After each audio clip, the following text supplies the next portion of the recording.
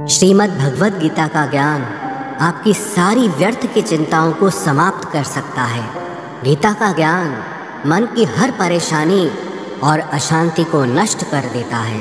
जब महाभारत का युद्ध आरंभ होने वाला था तो अर्जुन बहुत चिंता करने लगा कि मेरे गुरु और पितामह भीष्म और मेरे सारे रिश्तेदार, मेरे सारे मित्र इस युद्ध में सब मारे जाएंगे और ना जाने कितने बेकसूर लोग इस युद्ध में मारे जाएंगे, ना जाने कितनी स्त्रियां विधवा हो जाएंगी, सब कुछ बर्बाद हो जाएगा, इस शहर की सारी रौनक ही खत्म हो जाएगी। इन सब को मारकर अगर मैं जीत भी गया तो उस जीत का मतलब ही क्या, जहां अपने ही ना रहें। तब अर्जुन को श्री कृष्ण ने गीता का ज्ञान देते हुए कहा कि तू जिस भी चीज़ की चिंता कर रहा है, जिसके लिए भी दुखी हो रहा है, जिसके बारे में सोच सोच के इतना परेशान हो रहा है, वो सब कुछ एक दिन नष्ट होने वाला है। वो आज नहीं तो कल वैसे भी मिट जाएगा और जो अविनाशी आत्मा है वो कभी भी मर नहीं सकता, नष्ट नहीं हो सकता। तो चिंता और दुख किस बात के लिए करते हो? क्योंकि जो एक दिन नष्ट होने वाला है, मिटने वाला है, मरने वाला है, उसकी चिंता करके, उसका दुख करके तुम कर भी क्या लोगे? तुम चाह के भी उसे रोक नहीं सकते, उसे बदल नहीं सकते, तो क्यों चिंता करके अपना जीवन नष्ट कर रहे हो? चिंता तुम्हारे मन को दुखी और रोगी बना देगी, कायर बना देगी, और जो नष्ट हो ही नहीं सकता उसकी चिंता करने की कोई ज़रूरत ही नहीं है। तो परिस्थिति को चाहे तुम जैसे देखो, तुम्हारी चिंता करना बिल्कुल व्यर्थ है। वास्तव में आप भी उन्हीं बातों के बारे में चिंता करते रहते हैं, सोचते रहते हैं, जिसे आप कंट्रोल नहीं कर सकते, जिसे आप चाहकर भी बदल नहीं सकते। याद रखना, जो व्यक्ति चीज़ों को जितना कंट्रोल करने की कोशिश करेगा, जितना प्रयास करेगा कि ज़िंदगी मेरे हिसाब से चले, जो मैं चाहता हूँ मुझे बस वो ही मिले, और जो चीज़ मैं नहीं चाहता वो चीज़ मेरी ज़िंदगी में कभी ना आए, ऐसे ही व्यक्ति को सबसे ज़्यादा चिंता और तनाव का सामना करना पड़ेगा। क्योंकि ये ज़िंदगी एक बहते पानी की तरह है, जैसे उसी पानी में दो तिनके बह रहे हैं, जिसमें से एक तिनका पानी की लहरों के साथ आनंद लेता हुआ बह रहा है कि पानी जहाँ जा रहा है उसके बहने में मैं उसका साथ दूंगा। जहाँ जहाँ पानी जाएगा वहाँ वहाँ मैं भी इसके साथ आनंद लेता हुआ बहता रहूँगा। वो तिनका पानी के साथ बह रहा है, वो तिनका पानी के साथ नाचता हुआ जा रहा है, खुश होता हुआ जा रहा है। और एक दूसरा तिनका है जो उस पानी के बहाव के साथ लड़ रहा है कि जहाँ ये पानी जा रहा है मैं उसका बहाव बदल दूंगा, इस पानी को मैं वहाँ ले जाऊंगा जहाँ मैं ले जाना चाहता हूँ, क्योंकि मैंने अपनी मंजिल कहीं और सोच रखी है। अब वो पानी के बहाव के साथ लड़ रहा है, किनारों से पत्थरों से टकरा रहा है, पर पानी के बहाव को वो बदल नहीं पा रहा, बल्कि जितनी कोशिश करता है पानी से लड़ने की, उतना ही दुखी और उतना ही परेशान हो रहा है। ये ज़िंदगी भी ऐसे ही बहते पानी की तरह आगे बढ़ती जाएगी, लेकिन अब हमें तय करना है कि हम किस तिनके की तरह बनना चाहते हैं। या तो हम चिंता करके, खुद को परेशान करके ज़िंदगी से लड़ते रहें, ज़िंदगी से शिकायतें करते रहें, या तो फिर हम उस दूसरे तिनके की तरह बने कि जहाँ ज़िंदगी जा रही है उसी में आनंद लेना शुरू कर दें, उसी में ही खुश रहना शुरू कर दें। हमारी हालत उस व्यक्ति जैसी है कि एक बार एक राजा नगर से गुजर रहा था। उस राजा ने मार्ग में देखा कि एक गरीब बूढ़ा व्यक्ति अपने सर पर लकड़ियों का गट्ठर बांध कर ले जा रहा था। राजा को उस व्यक्ति पे बहुत दया आई। राजा ने उस व्यक्ति से कहा कि तुम इतनी गर्मी में इतना बड़ा लकड़ियों का गट्ठर अपने सर पे लेके जा रहे हो, पसीने से लथपथ लगे पड़े हो, आओ तुम मेरे रथ में आके बैठ जाओ, तुम्हें जहाँ जाना है मैं तुम्हें छोड़ दूंगा। तो वो व्यक्ति कहने लगा, महाराज मैं बहुत गरीब आदमी हूँ, मैं आपके रथ पे कैसे बैठ सकता हूँ, मैं तो आपके आगे बहुत छोटा हूँ। राजा ने कहा कि मैं छोटा बड़ा, अमीर गरीब नहीं मानता, मनुष्य को मनुष्य की मदद करनी चाहिए। अगर हमारे पास कुछ ज़्यादा है और अगर किसी को ज़रूरत है तो उसे वो चीज़ ज़रूर देनी चाहिए। तुम भी एक मनुष्य हो और मैं भी एक मनुष्य हूँ, और अगर एक मनुष्य दूसरे मनुष्य की पीड़ा को नहीं समझेगा तो वो मनुष्य नहीं है, वो तो पशु के समान है। इसलिए तुम मेरी गाड़ी में आ जाओ, मैं तुम्हें तुम्हारी मंजिल पे छोड़ दूंगा। राजा के ऐसा कहने पर वो किसान राजा के रथ में बैठ गया। जब वो रथ चलने लगा तब राजा ने देखा कि किसान के सर से अभी भी पसीना बह रहा है। तब राजा ने गौर किया कि उस किसान ने अपने सर से वो लकड़ियों का गट्ठर उतारा ही नहीं। राजा ने बोला कि तुम अपने सर पे ये लकड़ियों का गट्ठर लेके क्यों बैठे हो? अब तो तुम मेरे रथ में सवार हो, ये लकड़ियों का गट्ठर मेरे रथ पे रख दो, तुम आराम से बैठो। तो वो व्यक्ति कहने लगा, नहीं नहीं महाराज, आपने मुझे ही अपने रथ में बैठाया, मेरे लिए ये बहुत बड़े सौभाग्य की बात है। मैं अपनी लकड़ियों का वजन आपके रथ पे बिल्कुल नहीं आने दूंगा। तो उस राजा ने अपना सिर पीट लिया। यही कहानी हम सब की है। गीता में श्री कृष्ण कहते हैं कि अपनी हर चिंता, अपना हर दुख तुम मुझ पे छोड़ दो, मैं तुम्हारे हर दुख को दूर कर सकता हूँ, मैं तुम्हारी हर चिंता को दूर कर सकता हूँ। लेकिन यहाँ हर एक मनुष्य अपने सर पर चिंताओं की लकड़ियों का गट्ठर लेके घूम रहा है। हालांकि कर कुछ नहीं सकता, ताकत कुछ नहीं है, लेकिन इंसान अपना जोर चलाता रहता है। हर इंसान को लगता है कि सब कुछ मैंने संभाल रखा है, मैं अगर ध्यान ना दूं, मैं अगर कुछ ना करूं तो सब कुछ बर्बाद हो जाएगा, सब कुछ खत्म हो जाएगा। मैंने एक कहानी सुनी कि एक महल में एक छिपकली रहती थी। वो सब छिपकलियों की रानी थी। जब कहीं भी जाना होता था तो जो छिपकलियाँ उसके नीचे थी वो उन्हें भेज देती थी, वो खुद कहीं नहीं जाती थी।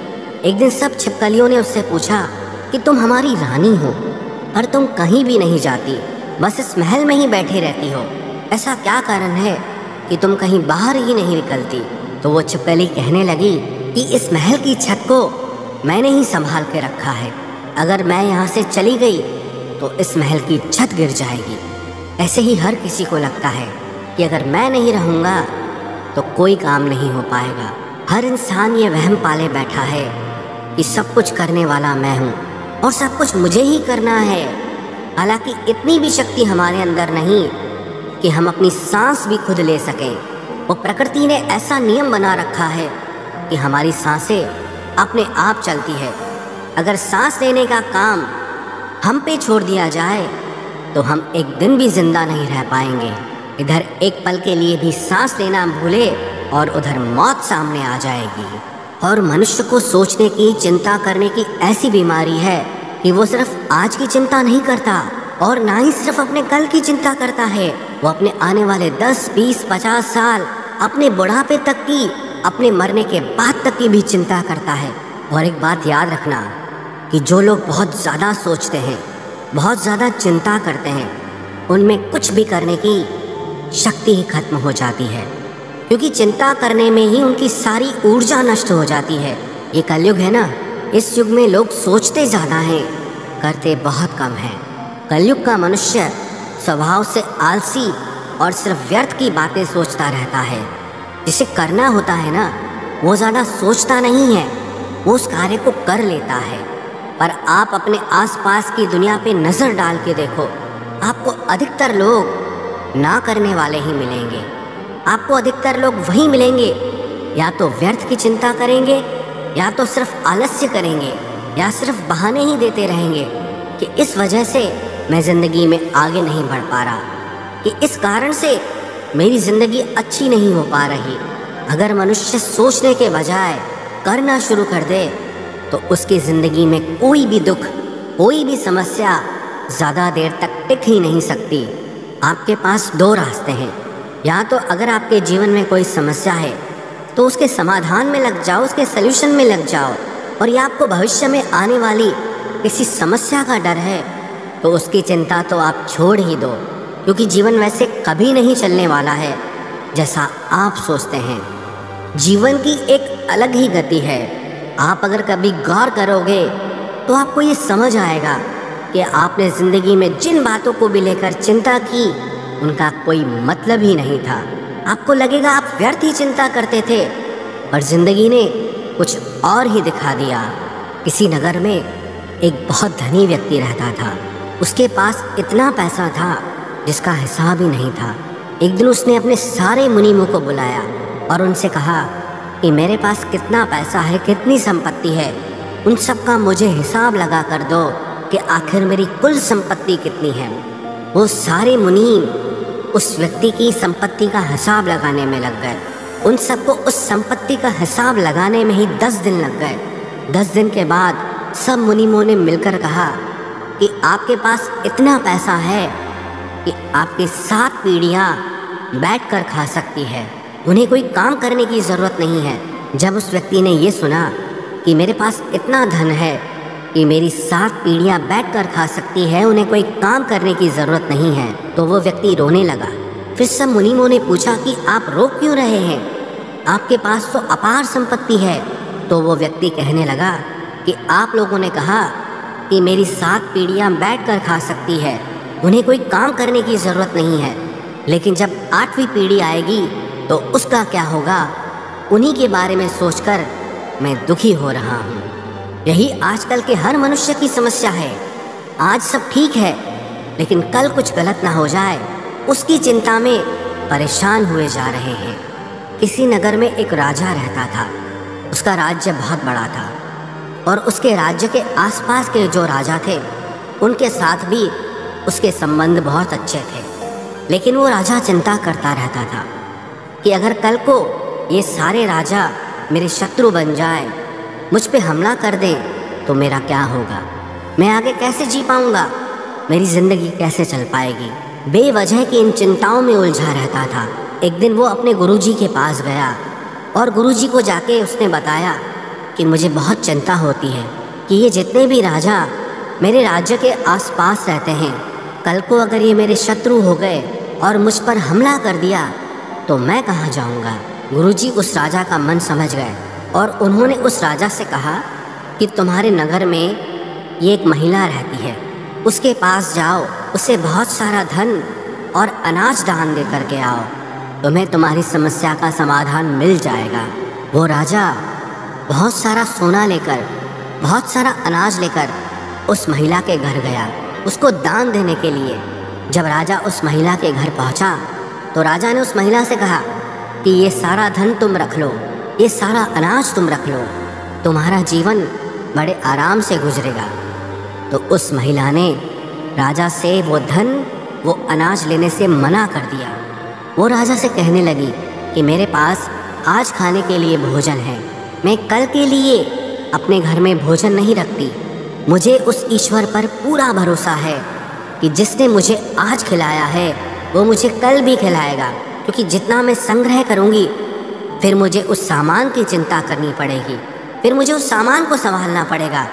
इससे तो बेहतर है कि जो ईश्वर मुझे आज तक संभाल रहा है, मैं उसी के भरोसे खुद को छोड़कर जीती हूँ, क्योंकि जो आज तक खिलाता आया वो आगे भी खिलाता रहेगा। तो गीता का ज्ञान यही हमें सिखाता है।